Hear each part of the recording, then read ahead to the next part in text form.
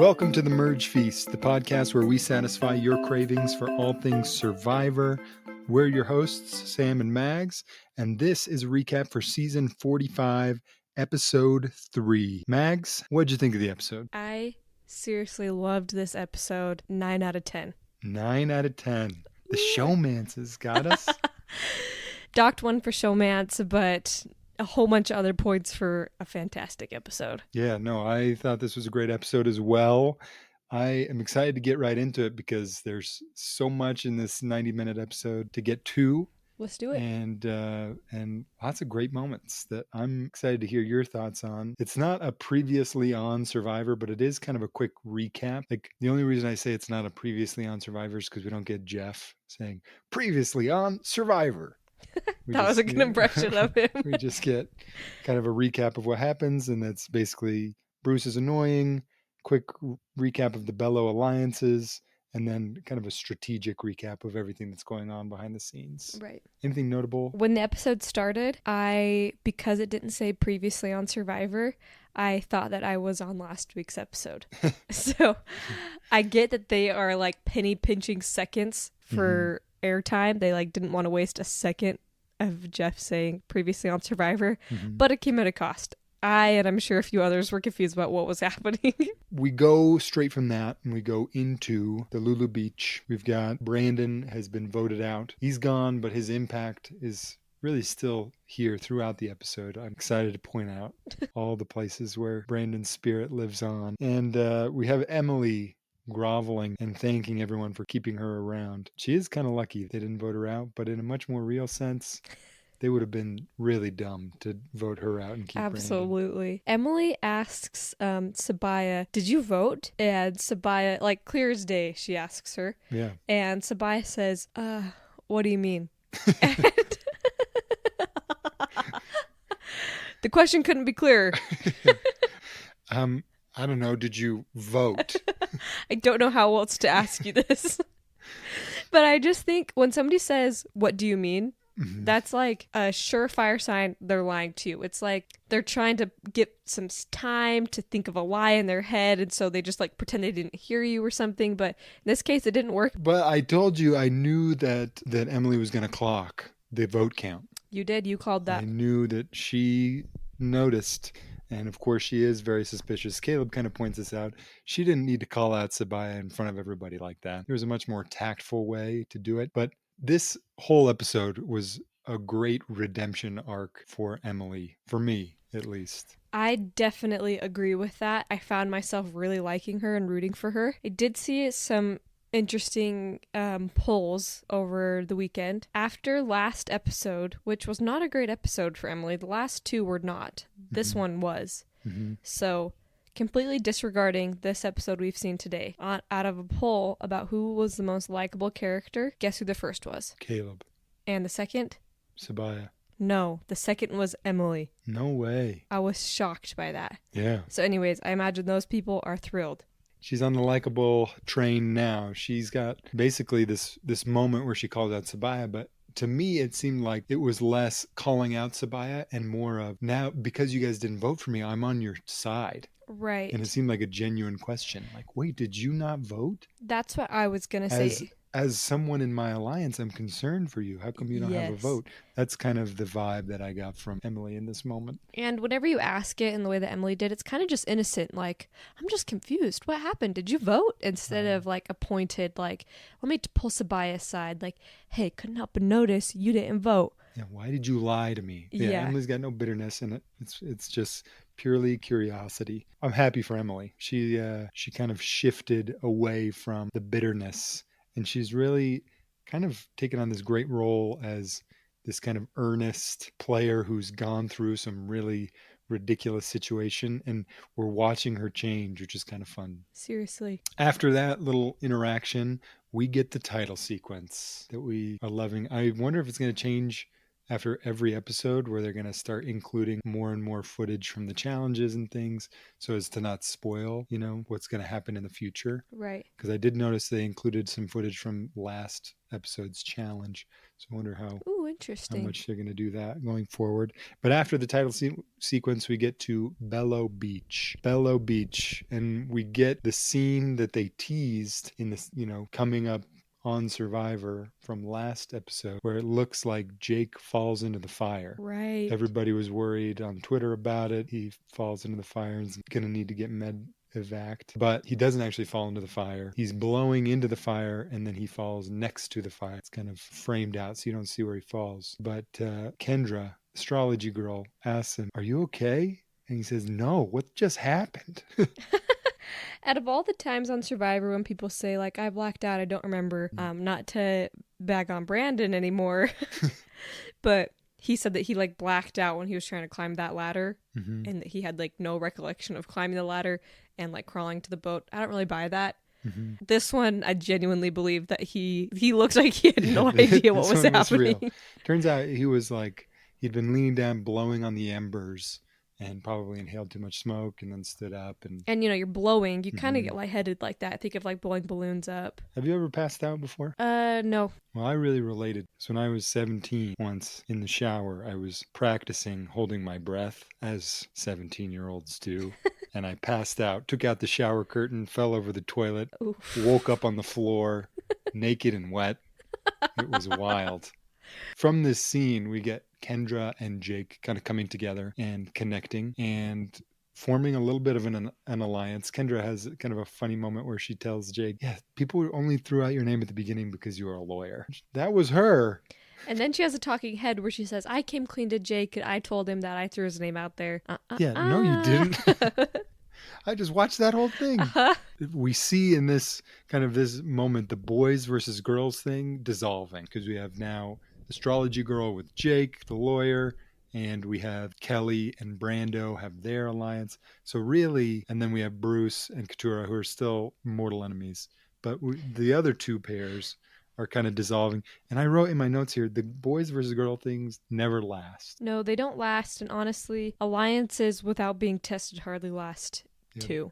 Yeah. None of these alliances have been tested through a tribal council, and therefore they're still ever changing. They're all hypothetical. Right. Just these theoretical relationships that right. they've built. It's true. From here we go to the Reba Beach, Red Tribe, and Austin is looking for his idol. He still hasn't found it. He's got the clue about digging at the fallen palm tree X, and he's told Drew about it. Drew has this confessional where he's explaining the killer instinct that's needed to find this idol, and shortly after, Drew is caught red-handed digging for the idol. So I don't know if it's a lack of killer instinct, but there seems to be a disconnect from Drew's, his explanation, his tutorial of what was needed that he was giving in his confessional, and the way he actually did it. Drew's face when he gets caught is so funny. It's so funny. Like, his face perfectly portrays somebody who just says, like, me? When they get caught on something. Yeah. But he doesn't say anything and supposedly just walks away. He looks like when you tell a toddler to stop picking their nose and they kind of like casually take their hand out. Like, I wasn't doing anything. That never happened. Yeah, that's what Drew looks like in this moment. It's pretty funny that he just walks away.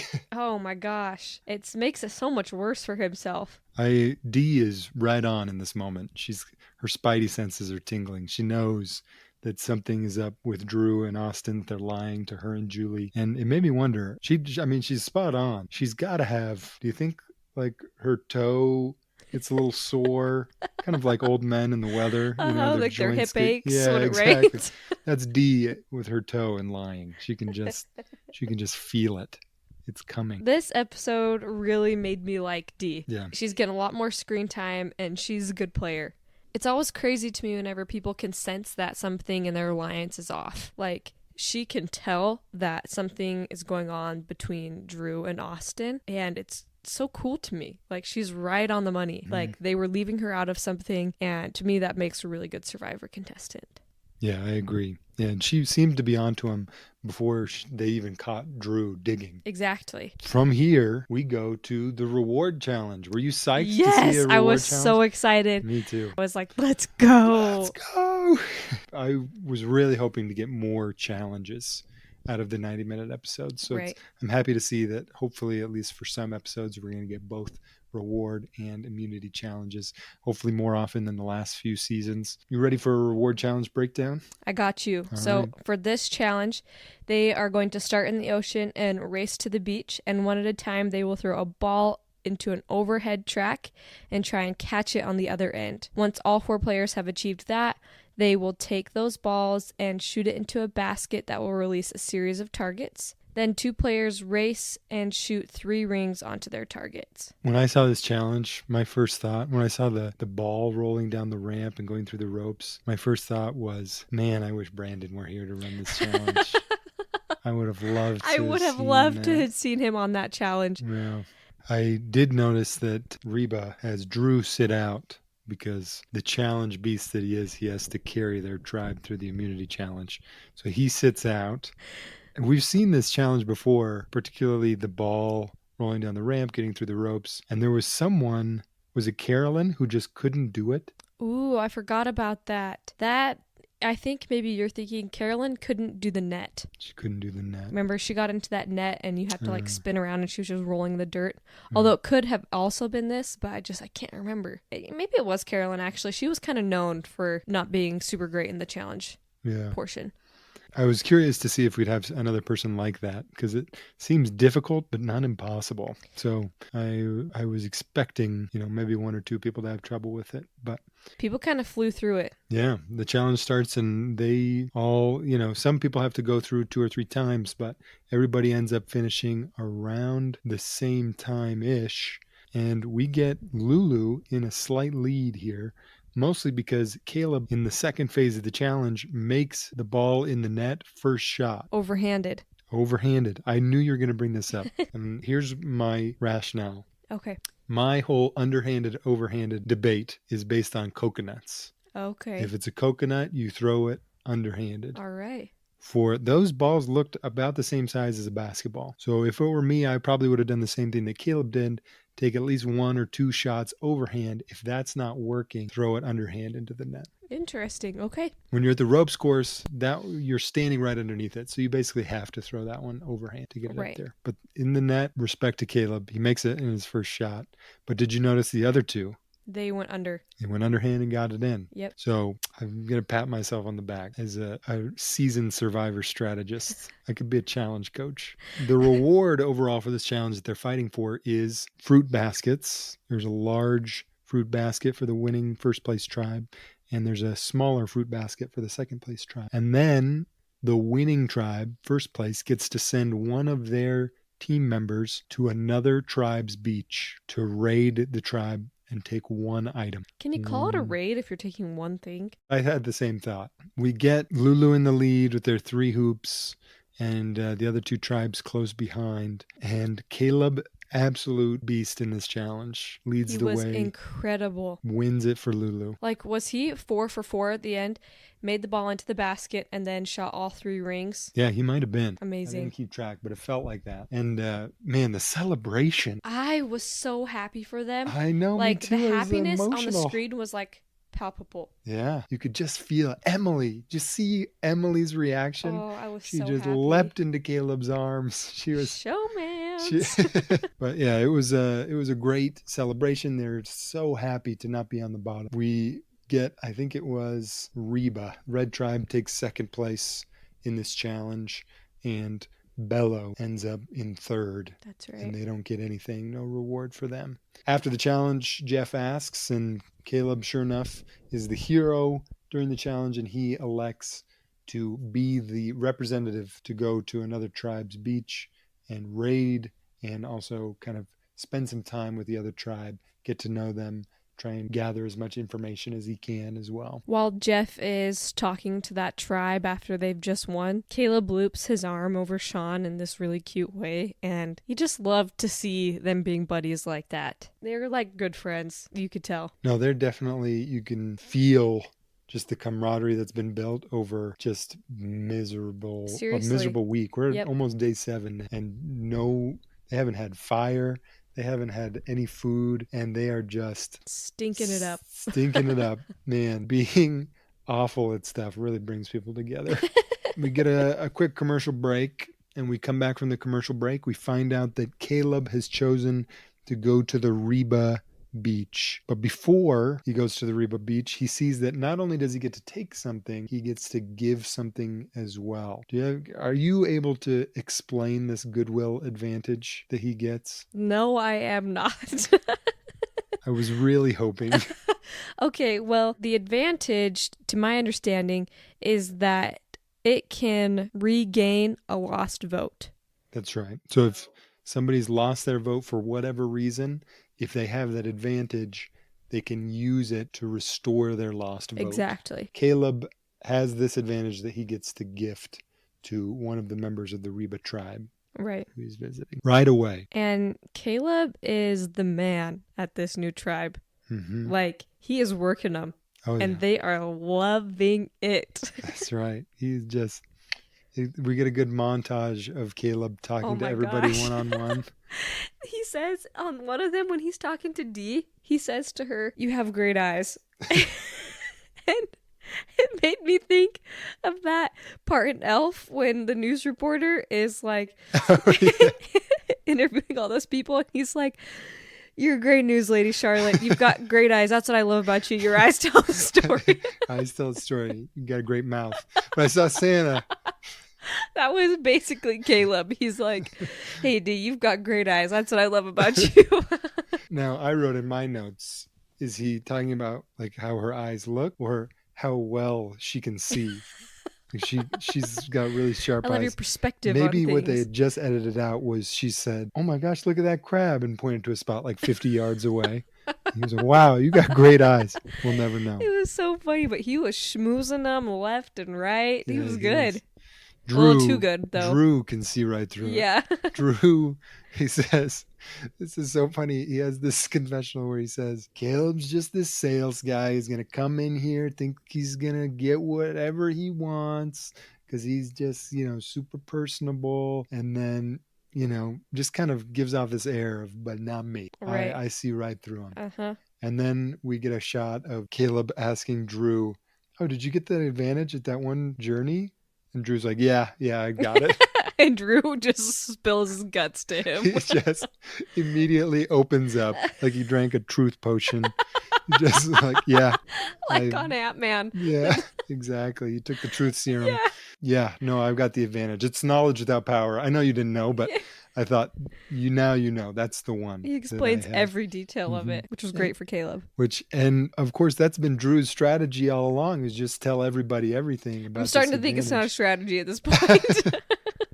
But it keeps working out for him because then Caleb is like, "Oh, you're going to tell me the truth here." Taking advantage. Seriously. And gives him the goodwill advantage. And it pays off. Drew is breaking the cardinal rule of Survivor, which is when you have an advantage or an idol, don't tell anyone. That's rule number 1. Don't tell anyone. Yep. And he's just telling everybody and getting all these gifts and goodies back in return. Seriously. It starts with Austin telling him about his idol, and now he gets this goodwill advantage from Caleb. Man. It's like for Drew's gameplay, he's kept no secrets. He's told everybody everything, which I don't like and I don't think is a smart move. However, in this specific instance, I did think it was like pretty good of him to tell his alliance that Caleb gave him that because they were so sus of him for a minute. That's right. Like he kind of needed to do that to rebuild, and it wasn't like an advantage that was a target on his back. Like it wasn't a steal a vote. It wasn't an idol, right? Yeah. No, it was not that crazy of an advantage, but you're exactly right. He definitely needed to do something to rebuild that trust with Dee and Julie because he got caught basically and react. Not only did he get caught, which in and of itself is embarrassing, the way he reacted was one of the most embarrassing things I've ever seen. It really was. So seriously. bad.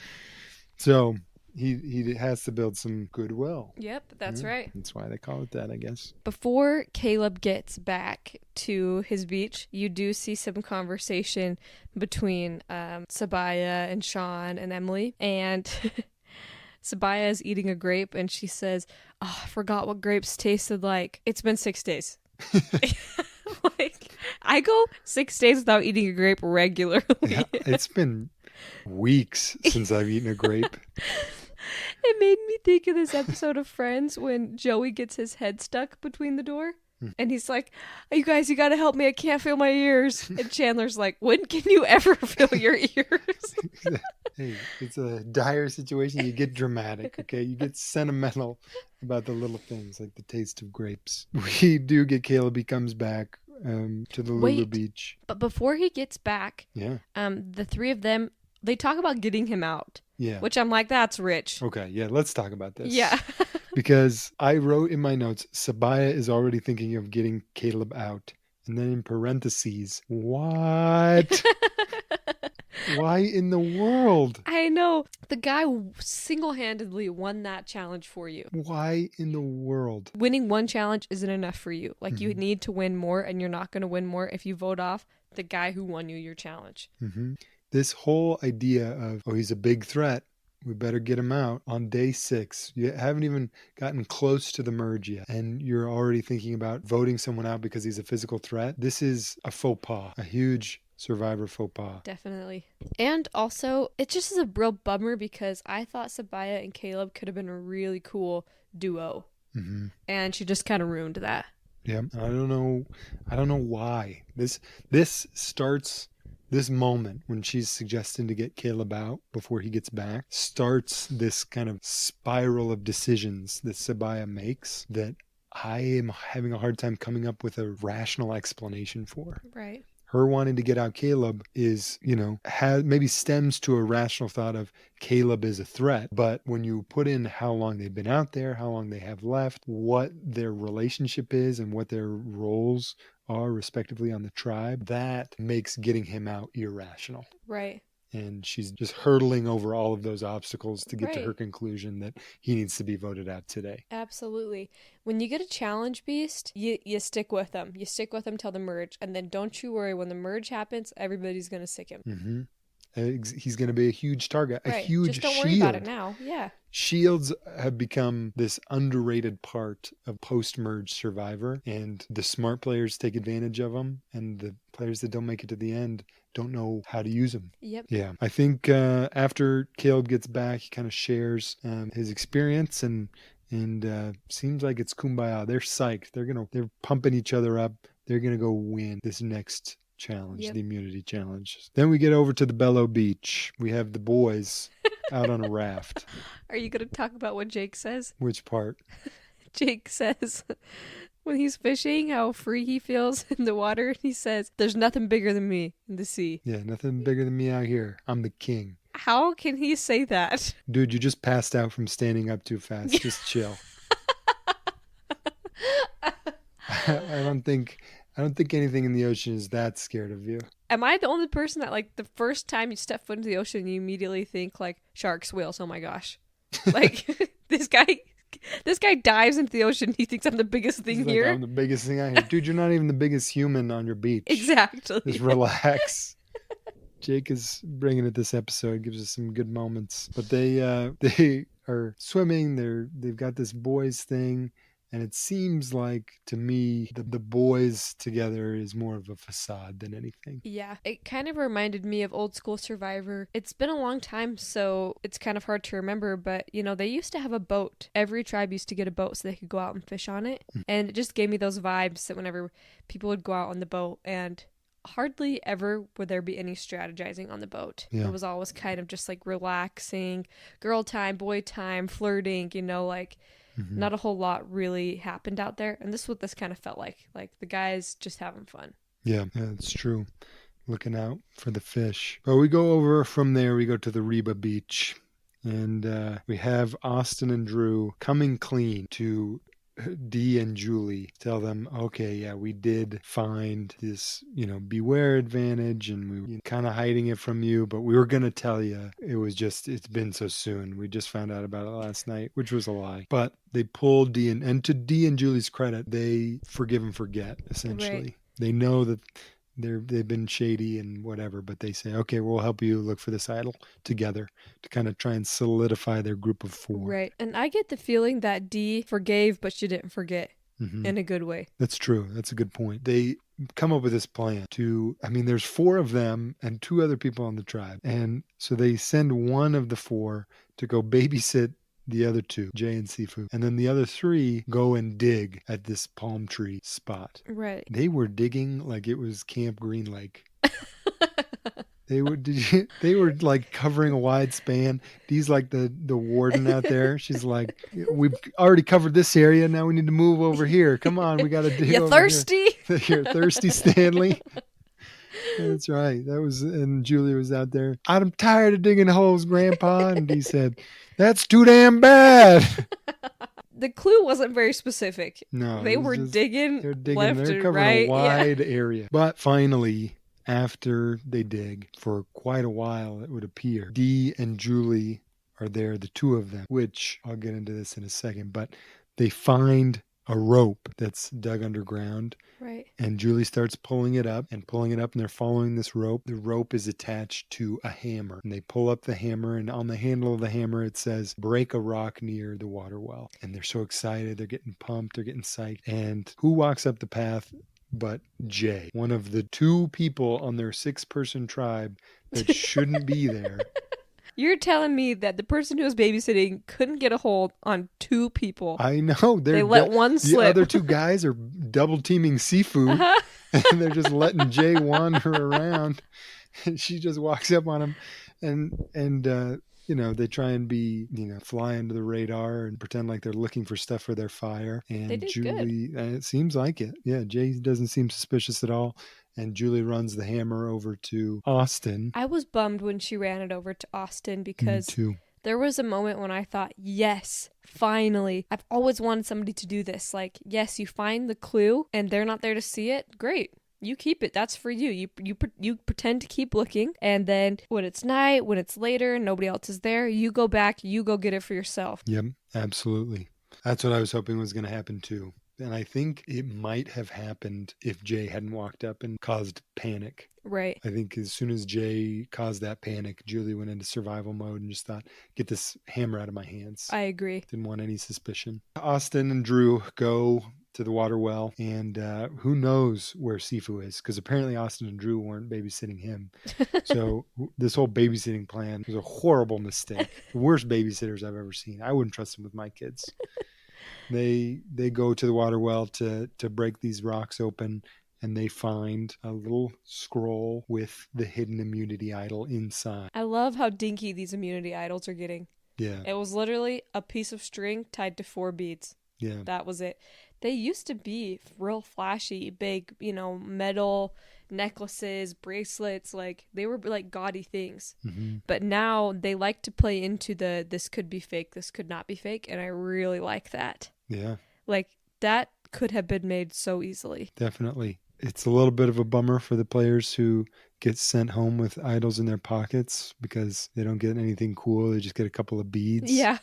And a lifetime of humiliation. Exactly. But hey, it's better for the game, I suppose. They find the idol and they're excited about it, but there is a twist yet again. For everyone listening, I hope you have your notebooks out, because this was one of the most complicated episodes of Survivor ever. With every advantage, every idol had rules and stipulations. Yeah, it's tough to follow. It really, yeah. I'm not crazy about it, but go ahead, explain what this idol is. Okay, so this idol is good for one tribal council, unless the holder of the idol sacrifices their vote at the next tribal council that they attend. If they do that, then that idol then has power until the merge. If they sacrifice a second vote at the next tribal council, that idol then has power until final 5. So it becomes a traditional full-powered secret hidden immunity idol if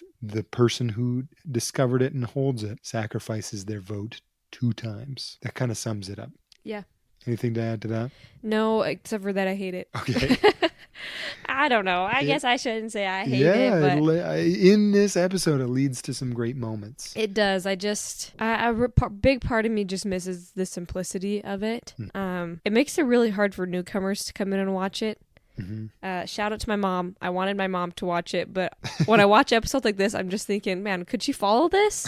Could a newcomer follow this? When I watched my very first episode in 2020 with you, they explained it zero. And thank goodness I had you, because I was like, what's an idol? Mm-hmm. They don't explain what an idol is at all. And I had to ask you that. Like, they don't have any sort of explanation. A lot of game shows, reality TV shows will explain the premise really quick and easy at the beginning. Survivor doesn't do that. And so it's almost like it's hard to jump in if you haven't watched since the beginning. Yeah. And it's stuff like this that makes it that way. Yeah, that's true. It is. This would be a tough jumping in point, but your mom's got to do it. When they bring the idol back to the beach, Drew just keeps saying, like, this is our idol and it's shared, and everybody else is really excited and saying the same thing, like, we have the idol, I'm so excited. And I just roll my eyes anytime anybody says we have the idol or it's shared. It's not. It's Austin's. And it just, people think that it bonds them together, and it doesn't. And it's hardly ever been that way where somebody's like, oh, I'm going to get voted off. Well, let me just go over to Austin and ask him for the idol that we found together. He's not giving that up for you like that. Mm-hmm. Yep. He's only going to play that idol for you if it benefits him. Exactly. Absolutely. Yeah. From there, we get a commercial break. And when we come back, we're going to get the immunity challenge and a challenge breakdown. But let's take a break as well. And Let's do it. We'll come back to the recap. All right, guys, allow me to introduce you to Jancy & Co., your one-stop shop for all things macrame, weavings, and embroideries. Whether you're a seasoned home decorator or just someone who appreciates the art of handcrafted decor, Jancy Ann on jancyann.com or Etsy has something super special waiting for you. I've been looking at that keychain that you have that Jancy & Co. made, and it looks like quality stuff. It's handmade. It's super high quality. I have had it on there for such a long time. And I mean, look at it. It looks brand new. Well, that's perfect. If you like quality items, then go to jancyann.com or Jancy & Co. on Etsy. That's JANCYANNCO.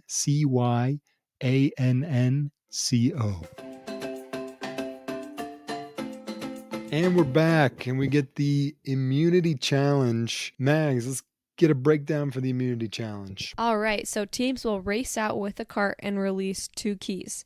And those keys release super heavy puzzle pieces, which they have to load into their carts. Then they will take their carts apart, push it through a barricade, and reassemble it on the other side. Once they reach the end, one person will be a caller, and the rest of the tribe will listen and solve the puzzle. Immunity is what's at stake.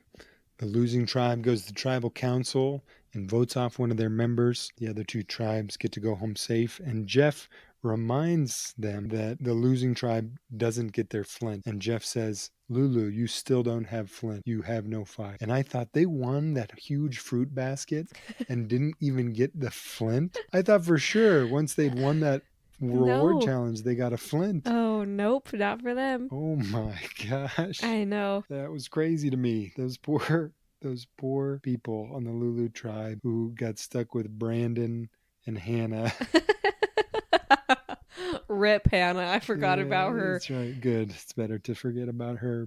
Jake's got some jokes in this episode. He has kind of the dad joke about, what bank do fish go to? And, a loan shark. That's out on the raft. But when he's giving the immunity idol back to Jeff before the challenge, he says, yes, we'd like to exchange this one for the big one. Try it in the accent. We'd like to exchange this one for the big one. I guess it's not a very accenty phrase. But he gives it back and he almost like winks at the camera. He like kind of has this moment. And I thought he has been thinking that for a long time. Yeah. He was pumped to say that. Yes. And what a great way to get your joke into the episode, because they never edit out the part when you hand the idol back to Jeff. So true. He's like, this will get me screen this time. This is the best way to guarantee your joke will be on the air is you say it right as you're giving the idol to Jeff. And track this now as you're watching. Jeff doesn't like it when people say stuff like that. Yeah, He's so sick of it. Yeah, he's so tired of it. Everybody else is laying on the bamboo at night, can't sleep because they're thinking about their strategy and who's going to vote out who. Jake is thinking about, what can I say to Jeff in my 3 seconds of FaceTime I'm going to get with him tomorrow?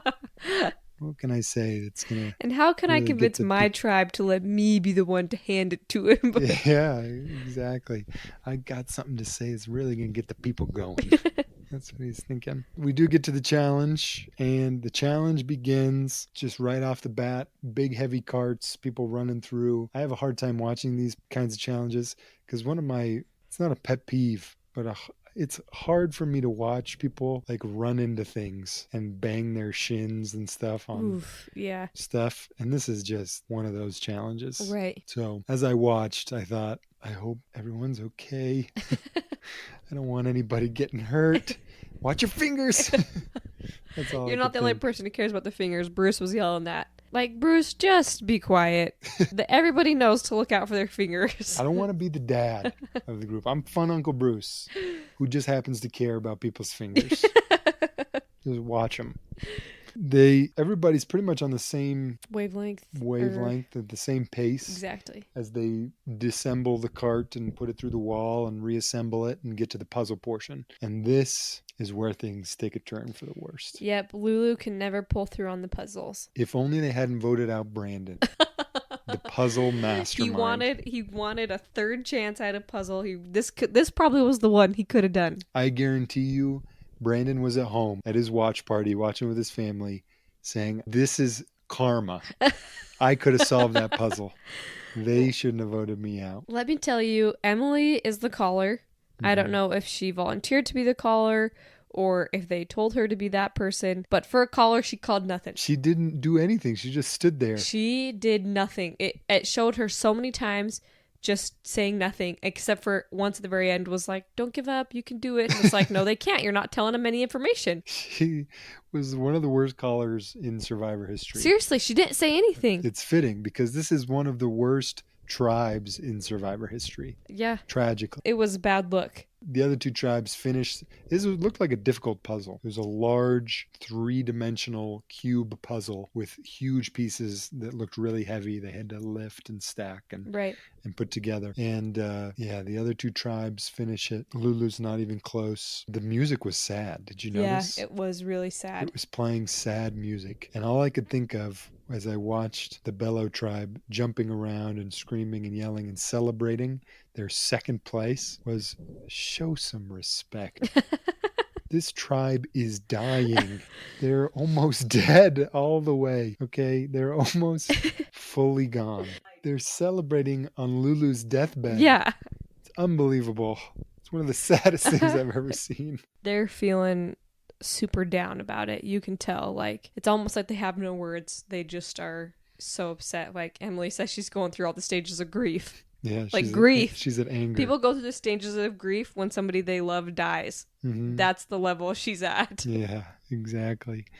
Yeah, no, she picked up on the celebrating as well. She was a little bugged and bothered by that. But we go back to Lulu's Beach before Tribal Council. And man, this was a frustrating pre-Tribal Council as a viewer and a fan of Sabaya. Oh my gosh, I loved this. I mean, it was hard as a fan of Sabaya, but finally we had like a real pre-Tribal Council scramble type conversation. I was so happy about it. That's true. It was fun to watch in that sense. Yeah.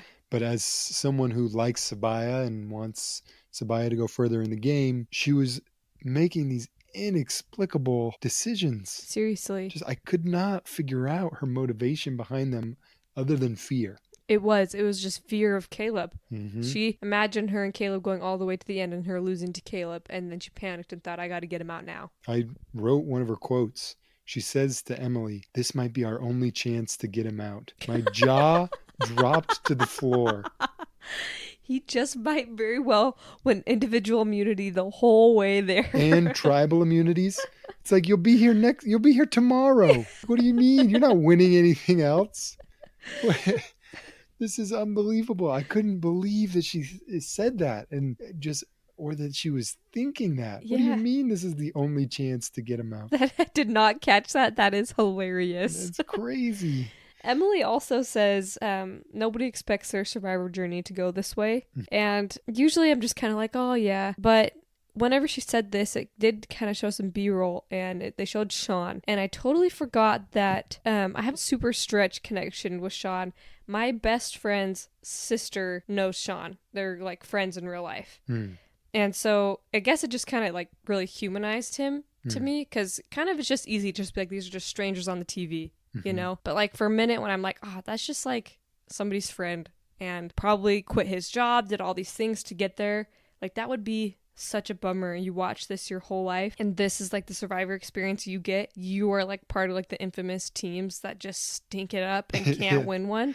Like that really would be such a bummer. The good news for these tribes that are so bad is that the members who survive, the 2 or 3 that are left after the massacre, they are in the best spot, either post-merge or wherever it may be. It depends on, if the tribes split and get reordered. Kind of depends on where they land. But if they can make it to the merge, they are the perfect middlemen. Nobody's looking to vote them out because each of the 2 strong tribes that didn't have to vote anybody out are looking to pick each other off. Absolutely. And they're trying to pull you to their side. Yeah. So once you can make the merge, you become a valuable asset. So it's really hard for players like Sean and these, who get kind of stuck on these crappy teams, Sabaya and Caleb and Emily, really. But whoever can survive from that group will be in a great spot moving forward in the game.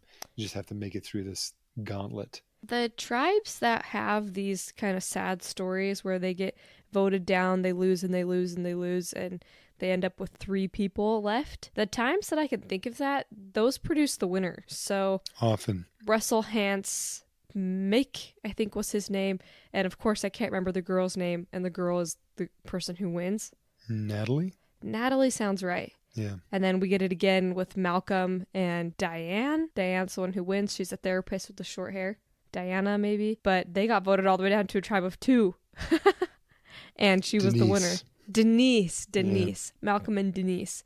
Although a sad survivor journey, it can be the journey that produces a winner. Oh, yeah. Makes you the big bucks. We have this roller coaster before tribal where you see Sabaya and Sean and Emily deciding to vote out Caleb. And you have this moment of, oh no, is Caleb going to go home? He shouldn't be going home right now. Right. He needs to make it. Right. Right. And then you see Emily go and warn Caleb and say, hey, listen, they are actually going to vote you out. So this was a predicament. Mm-hmm. And I don't even know how to explain this, but Sabaya says to Caleb, I'm going to tell Emily that we're voting you off. And then sure enough, that whole thing happens. But then Emily runs to Caleb and is like, Sabaya's voting you off. But then Caleb's like, yeah, I know. Like, that was the plan. But like, she really is. Like, I don't even know how to explain it, but like, it was a tough predicament. I thought Emily did a great job of portraying, like, no, I'm serious. She did. She said, this isn't Emily's trying to save herself right now. This is Emily trying to save you. Mm-hmm. And that was a great quote from her. Uh-huh. I think that's what kind of helped him flip the switch a bit. I'm voting Sabaya. If you vote me, they're going to vote you off. So if you want to survive, write down Sabaya.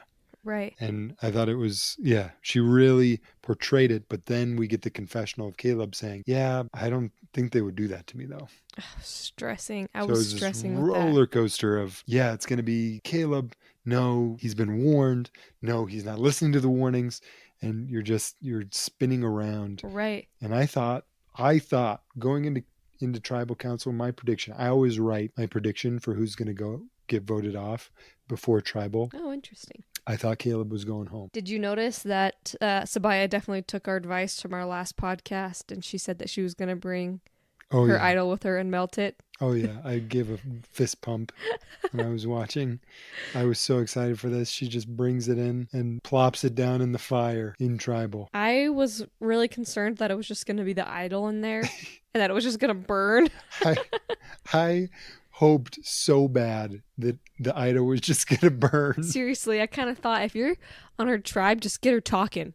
Get her talking, get her ranting on something. Distract her. I thought it was great. She brought her sticks to pull it out of the fire. Desperate times call for desperate measures. I wrote down whenever she plopped it in there, I was like, well, great. How's she going to get that out? And then she was like, I brought my bag of tools. And I was like, okay, backspace, backspace. She came prepared. They don't have oven mitts on the beach.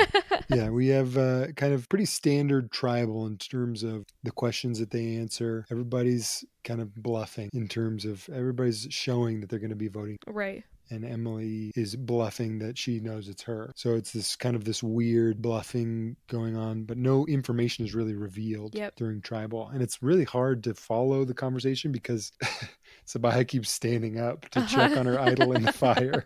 And you could tell her head and her heart isn't really in the conversation. Like, she's just really trying to keep up with that. So, yeah, it kind of made for a pretty lame tribal council. If she was at like a barbecue with my dad, he would be bothered at how often she was checking the idol.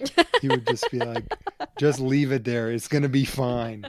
Every time you open that lid, it lets all the heat out. If she gets the idol out, it's in a kind of this fireproof case for the scroll. And she takes it out. She doesn't read the note yet. So and you could tell Jeff was kind of probing. That's why they call him Jeff Probst. But he was. Couldn't you? No, I'm leaving it. He's like, so you got your idol. Like, he kind of says it a few times because Jeff knows what we know is that that's not a regular idol, that it's going to expire tonight unless she does her fancy maneuvering, which we'll talk about later. Because she didn't want anybody reading that thing over her shoulder. Right. So we get to the vote. Everybody goes. When it's Sabaya's turn, she opens up the scroll, reads the same conditions on this idol that apply to Austin's idol on the other tribe. So if she gives up her vote tonight, it becomes more powerful. Otherwise, she has to play it tonight. Kind of this dilemma. Does she give up her vote or does she play it on herself, ensure her safety, and then she gets to vote? She says out loud, well, I know Sean and Emily are voting for Caleb. So quick mental math. That's 2. Caleb can vote for whoever he wants because it's 2-on-1. I don't need my vote. She got greedy. So it all comes down to, did Caleb pick up on what was going on? Did he feel that the other 2 had betrayed him? And is he going to switch his vote to Sabaya, or is he going to trust them and keep his vote on Emily? Right. The good news for Caleb is because Emily has already kind of decided she's going to vote for Sabaya, even if he had voted for Emily, it would have been a 1-1-1 tie. Right. Which would have been complete chaos. Right, it would have. He votes for Emily votes for Sabaya, and Sean is the only other one with a vote, and he would have voted for Caleb. Right. And then we probably have a revote. Emily and Caleb vote for Sean. Emily and Caleb actually had a conversation that I've always thought right before they left for tribal council. She said, if we have to revote right off the bat, we're just going to say, we're firm on our vote. You need to come our way. That's what you have to do. When there's a revote, you have to just be the first person to say, I'm not switching. So it's either you come my way or we're going to rocks. And I think that's the smartest way to get what you want. So they had that plan. So I think even if that did go that way, I think Caleb and Emily still could have pulled through. Yeah, no, I think you're right. I think I liked what happened even better, though. I loved it. This is good TV. Jeff reads the votes. 1 vote Sabaya, that's Emily's vote. 1 vote Caleb, that's Sean's vote. And it all comes down, he says, 1 vote left. And it all comes down to Caleb's vote. Caleb sniffed it out and he voted for Sabaya. I screamed at my TV. I was so excited. I was pumped because as sad as it was to see Sabaya go home, it was good to see a rational play win out. It was. Yep. Caleb acts in self-defense, defends himself, gets rid of Sabaya. I'm all for a blindside. Yep. She goes home with the idol in her pocket, which is now more powerful. Because she sacrificed her vote. So fun to see some fireworks at Tribal Council this season. Yeah, finally. 3 episodes in, we get a great tribal and some great voting dynamics, even amongst just the 4 people who were there. When Jeff reads the votes, you get a shot of Sean, and he is instantly sick to his stomach. You can see it. The emotions as Sabaya is getting her torch snuffed and watching, you can tell they all care for each other. You can tell. That's what I'm telling you. This tribe is close. And that was heartbreaking for all of them to send Sabaya home. Just goes to show you gotta be smart with who you're attacking and targeting and when. And Caleb was not the right play. No, So he wasn't. in my opinion, worked out the way it should have. Honestly, I'm disappointed in Sean for going along with that too. Yeah. Like, I wish she would have recognized this is a bad idea. We need Caleb and gone to Caleb. We did get a great shot of Caleb, though, walking out, whenever they pick up their torches and they walk out. Normally, they all are just kind of like straight faced, but he sticks his tongue out like he's so happy. He's like, "Wah!" That's funny. It just made me so pumped for him. Caleb is so likable. He is. I put in my notes, too likable? He is. And that's what the other tribe was saying when he went to that camp raid. They were like, he seems to be playing a really good game, but in a way that it's like, shouldn't he know that he's playing too good of a game? Yeah. Like he's too social. It's a huge target. Poor Sean is now on the bottom of the totem pole. We do get scenes from the next episode where we see there's going to be a tribe rearranging. Which is really good because now I like all three people on Lulu. I don't want to see any of them go home. Yeah. So I'll be glad to see them dispersed. Yeah, so they're going to move around. Couldn't have happened sooner for Sean. Right. Because now Sean's on the bottom between Emily and Caleb. Yep. So good for him. He'll get to move somewhere else. Still be tough for them because they'll be on the minority of whatever tribe they're on for sure. It'll be fun to see how that plays out with them. We finally have some voting stats to go over. Well, we do have some stats. They are lame. So the votes as they stand in this game, Caleb has 1 vote on him, and that's it. I can't believe it. We're on the 3rd episode and there's only one person who has a vote on them. A vote. Just the seed of revenge has been planted. There we go. And these are how these seeds are planted. Are people putting votes on other people and then both of them staying in the game. Uh-huh. So this is just a whisper of a seed. Yeah, exactly. Revenge is coming. Let's get to our best and worst move. Yeah, I'll go first with worst move. So I would say that it was Sabaya getting cocky. You see that time and time again in Survivor, that cockiness is a killer. I agree. I think that obviously it led to her getting voted out. I think best move is going to be Emily. I'm going to give it to Emily because she was able to build. She went from one of the most annoying people on the beach, attacking Bruce day one and just in an upsetting manner. Seriously. And now she's building meaningful relationships and alliances that, with one of the most likable players in the game, right? With Caleb.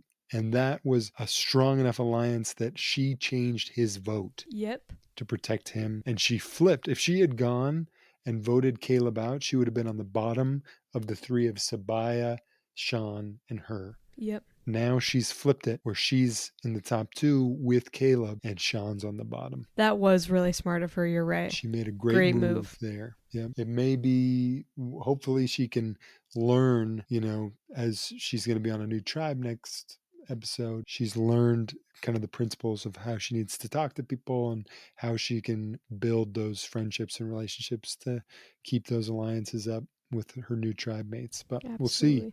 But yeah, great job by Emily in this episode. All right, let's get to our mailbag. Our mailbag question from last week was, what are your thoughts on Brandon? What a polarizing question this was. I'm excited to see what we got. We got a lot of great responses. Let's just get right into them, shall we? We also have some more general responses, which are great. Okay. But we have, we'll start off here. What do I think about Brandon? He's just a lovable guy, but in no way could I ever trust him with my physical well-being. Maybe my emotional one. He needed to go. Thank you, Lauren from Utah. I'm Team Brandon all the way. This guy leads with 100% heart, 0% skill, and it's a 50-50 on the percentage of concentrated power of will. Brandon as a person is pure gold, and as a player of the game is pure entertainment. I say bring him back any season. # Team Brandon. Thank you, Quinn from California. Okay, I agree with that. That's what we've been saying, like separating Brandon the person from Brandon the player. Okay, don't hate me, but I don't really like Brandon all that much. He is too soft for this game and far too soft for the challenges. I am with you guys. He might be better suited for The Bachelor than this game. LMAO. Thank you, Lena from Florida. I don't know about better suited for The Bachelor. Brandon, bless his heart. I don't think anyone has ever given me more secondhand embarrassment. I almost feel bad for him, but then I remember he did this to himself. The dude is full of empty promises and cannot do a single challenge even remotely well, and still tries at Tribal to hang on to his I'm good at puzzles pitch. And then to top it all off, his strategy sucks. He's too scared to get an advantage with a definite reward without any sort of challenge for fear of losing a vote. Yet he decides to take a chance at a 3-minute impossible puzzle challenge that he knows in his heart he's not good at and still loses a vote. I'm sorry, but it's a no from me, dog. Thank you, Maddie from Houston. That was an evisceration. I loved that one. That was the words right out of my mouth. I hate when people say they should stay in the game because they love Survivor. Everyone is there because they love Survivor. By saying you should stay because you love the game so much and it's your dream is just you trying to say that you care more about Survivor. When if you really cared about winning Survivor, maybe you would practice jigsaw puzzles or go to a gym. Brandon, for me, is like one of the bench players in the NBA that never make it in the game until the team is up by 40, and then they can never stay for very long because they can't hang. Thank you, Micah from Belgium. I must agree with Sam here. I like Brandon. Yes, he wasn't great at challenges, and that was painfully evident, but he was extremely passionate about the game, would have done anything to stay, unlike the first girl who just gave up and left. Brandon would have never disrespected the game like that. And for me, a lot of it is just about how much they love the game. Maybe on a different tribe, he would have done better. Who knows? But I would totally love to see a Brandon redemption on another season. Thank you, McCall from Bluffdale. We need to get McCall and Micah in a room together. That's right. You can hash it out about the love of the game and how important that is. That was a great mailbag. That was a great mailbag. Thanks, you guys, for writing in. Appreciate all the mailbaggers. What's our question of the week this week? Okay, so I want to know, do you guys like the different advantages this season or just in the new era of Survivor? Or do you prefer it to just be a plain old idol? Gotcha. New era advantages versus plain old idol. Which do you prefer and why? That's our mailbag question. This is another polarizing topic. I think hopefully we'll get some good responses from our listeners, our mailbaggers, as we call them, our mailbaggies. What do we call them? I like mailbaggers. Mailbaggers? Okay, yeah. Well, looking forward if you have a response or any general thoughts about the show. Reach out to us, of course, at our email, which is themergefeastpod@gmail.com. Of course, you can also follow us and message us at any of our social accounts. We are at The Merge Feast Pod on Instagram and at The Merge Feast Pod on TikTok, or you can reach out to us at Twitter at The Merge Feast. Go ahead and give us a follow, send us a message.